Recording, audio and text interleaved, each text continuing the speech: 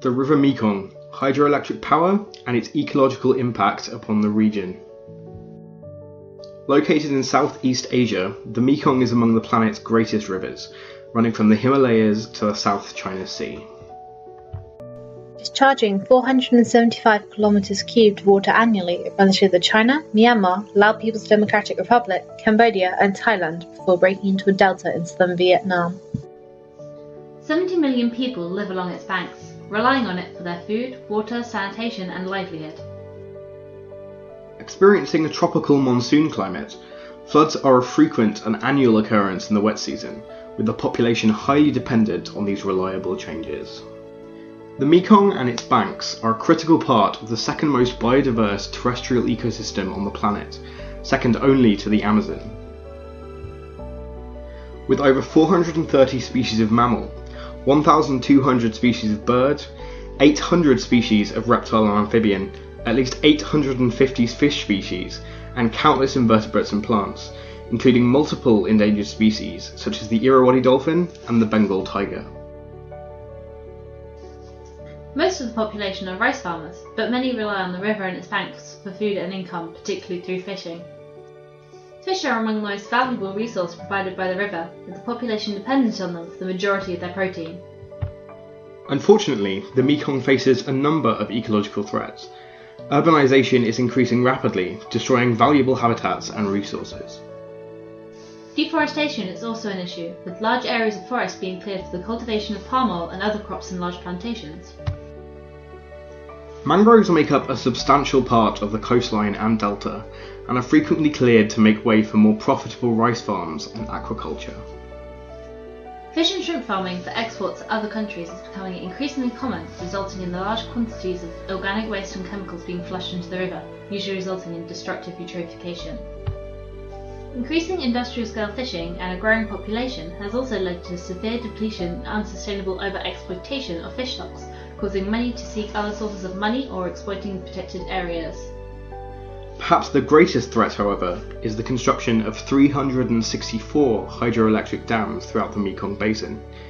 These dams could have a dramatic impact on the ecosystem downriver, along with the millions who live along its banks. But it's green, right? The local economies are starved for power, and despite substantial natural gas and coal reserves, they're instead trying to produce their energy in a green way, which is important in a region among the most vulnerable to climate change. And this energy has the potential to improve the region's economy dramatically in a region that is one of the poorest in the world. They also bring in a huge amount of foreign investment, particularly from China. They may even have ecological benefits, stabilising extreme river fluctuations, creating new freshwater habitats and allowing for easier monitoring of the river ecosystem. The costs of this development are difficult to rationalise, however. The cost in lost resources could be up to $29 billion for Thailand alone, with Laos and Vietnam both up to $9 billion. The dams could also have a massive impact on fish stocks, destroying breeding sites and blocking migrations. Stretches of the river may even become blocked, preventing populations from interacting. Blocking the main watercourse will also result in changes to the natural river cycle, reducing or even preventing the seasonal flooding that has been occurring for thousands of years. This could have a devastating impact both on freshwater ecosystems, further depleting already overexploited fish stocks, but also the terrestrial environment, resulting in habitat degradation and change, particularly in the face of urban encroachment. The depletion of fish stocks from only a few completed dams have already had an impact. With no fish to catch, local people are turning to logging to earn a living, resulting in an acceleration of the rate of deforestation, potentially rendering any benefits the green energy provided by the dams to be irrelevant. Further downriver, the main concern is the disruption in sediment, which is useful not only as a highly fertile silt for agriculture, but also the general maintenance of the delta itself. A reduction in sediment from upstream could cause dramatic damage to the mangroves and wetlands, which account for the most biodiverse areas of the region, both of which are already under severe pressure from human development. The services provided from these areas could also be lost, potentially leaving millions without income. The impact on the region's endangered species could also be horrific, with many species, particularly those that live within the river itself, lost entirely. The Irrawaddy dolphins are perhaps the most charismatic and well known of these, but multiple fish and invertebrate species could also be impacted. A good example of these impacts is Tonle Sap, a lake situated in the central plains of Cambodia at the end of a tributary linking it to the River Mekong. It's not a particularly impressive lake during the dry season, little more than a reedy swamp. When the monsoon rains begin, Tonle Sap is filled by the flow of a unique reversing river. During the wet season, the water level in the lake rises from just a metre to 10 times that depth. At the same time, the surface area more than quadruples to cover 15,000 square kilometres, about the size of Wales. The increase in water is caused by a remarkable hydrological phenomenon driven by the Mekong. When the southwest monsoon season begins in June, the Mekong suddenly swells into a raging torrent. Its water level rises so fast that not all of the water can escape to the sea. The force of water causes the river's current to be reversed north towards Tonle Sap Lake. For the next 4 or 5 months, the river flows upstream instead of down. Since it's the lake's only outlet, the water has nowhere to go, so the lake fills. The Tonle Sap's extraordinary change of direction drives the regional rhythms of nature. As the annual waters rise, large tracts of shrubland and forest become inundated, providing excellent breeding and feeding grounds for large numbers of fish, including carp and catfish. When the waters drop, some fish survive in small remnant ponds on the floodplain. This makes them easy prey for fishermen. Other species have developed special adaptations. The walking catfish and climbing perch, as their names suggest, are capable of crossing dry land in search of water when the ponds shrink or disappear during the dry season. The human population is also adapted to the annual pulse of floodwater. Some of the fishing villages are built on stilts, others consist of floating houses. From 2001 to 2015, the flood effect was reduced. The seasonal fluctuations of Tonle Sap have shown a declining trend and diminishing seasonality. The minimum open water area has fluctuated annually following this trend. This reduction in water area and volume may lead to subsequent ecological changes. One is the expansion of vegetated areas further into the Tonle Sap system, such as wetlands intruding into what was previously open water, and the expansion of surrounding plains. The loss of open water area can result in severe impacts to the lake ecosystem in a number of ways. First, continued change in lake hydrodynamics would significantly threaten the prospects of the fishing industry and local fishermen's livelihoods that are dependent upon the seasonal changes of the lake.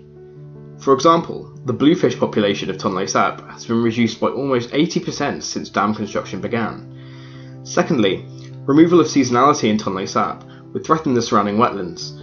Elimination of frequent inundation, a key feature of wetland ecosystems, will increase the vulnerability of the wetlands, increasing conversion to agricultural farmland, while harming other wetland ecosystem services, such as biodiversity and water purification. There are a number of stakeholders interested in the plan for the dams, either because they directly profit from their construction or because they want to study potential impacts the dams may have, or even simply prevent their construction. The main stakeholders are the various national governments that are involved in the project. Perhaps most important is China, who proposed the project and is the main financial backer. China has a lot to gain from its completion. With a huge economy that is rapidly growing, China has an insatiable hunger for more energy, and Mekong dams are an excellent option for securing this via renewable resources. China also does not see as many negative impacts of the plan as other countries, as only the upper course of the river runs to Yunnan province, which is far less populated than further downstream. Laos and Thailand both lie on the river, and are also in support of the proposal, seeing the dams as a way to energise their national economies and hasten their development, despite any other resources they may lose from them. Cambodia and Vietnam have both registered complaints against the construction of the dams further upstream, fearing that they could damage their economies and harm their populations. This has not prevented them from approving dam construction within their own countries, however. Along with various countries, there are a number of independent organisations also interested. The Asian Development Bank, or ADB, are the main investors and proponents of the project. They are an international finance institution that provides assistance to countries for infrastructure projects, with an aim to reduce poverty and increase development. They support the building of the dams, arguing the increased development and quality of life for people in the region, while also reducing reliance upon fossil fuels. The Mekong River Commission, or the MRC, are an international and impartial governing body for the development of the Mekong region. Similar to the ADB, they argue that the dams are good due to their clean power generation and for their ability to reduce the impacts of extreme flooding. They are, however, concerned that the dams are being constructed at a greater pace than impact surveys can be conducted, and express concern as to their impact on the people and ecology of the region. A number of NGOs, such as the WWF, have expressed concern and campaigned against the dam construction due to the ecological and humanitarian damage they may cause. They argued that although it's admirable that such a focus is being placed on renewable energy, the cost is far too high to ethically allow the dams to be built. The Mekong dams are a highly controversial project that could change the fortunes of Southeast Asia. Whether they will overall be a positive or negative force is up for debate. It seems unlikely that these dams will do anything but damage the irreplaceable ecology of a region plagued by problems already.